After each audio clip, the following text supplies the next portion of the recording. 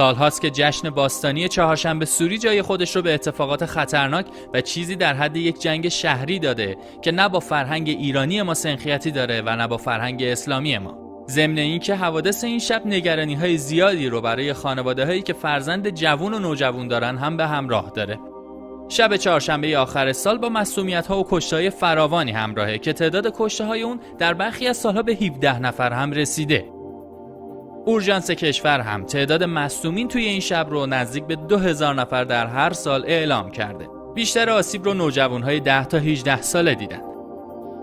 طبق آمار موجود حدود 30% از مصدومیت‌ها مربوط به چشمه که تعداد زیادی از افرادی که در این بین مصدوم میشن بینایی خودشون رو از دست میدن. رفتارهای خارج از کنترل بعضی افراد توی این بازی زمانی علاوه بر تلفات سنگین جانی، هزینه‌های مادی زیادی هم با خودش به همراه داره. قیمت اقلام ساده‌ای مثل سیگارت، فرفره، پروانه، موشک، مشعل و فلاشر از 2 تا 10,000 تومنه. نکته جالب توجه اینه که اغلب اقلام فوق به صورت فله و قاچاق وارد کشور میشه.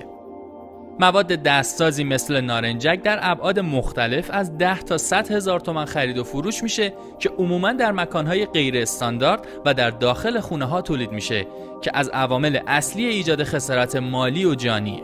اگه تنها 10 میلیون خانوار از 24 میلیون خانوار ایرانی رو درگیر آتش‌بازی‌های چهارشنبه سوری بدونیم و اگه فرض کنیم هر خانواده به طور متوسط مبلغی حدود 50,000 تومان برای این روز هزینه میکنه، حداقل گردش مالی این روز به عددی حدود 500 میلیارد تومان میرسه.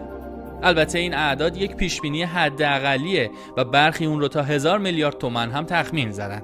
طبق آمارهای موجود حدود 70% این اقلام به کشور قاچاق میشه که نشون میده حداقل حدود 350 میلیارد تومان در این شب عاید قاچاقچیان میشه.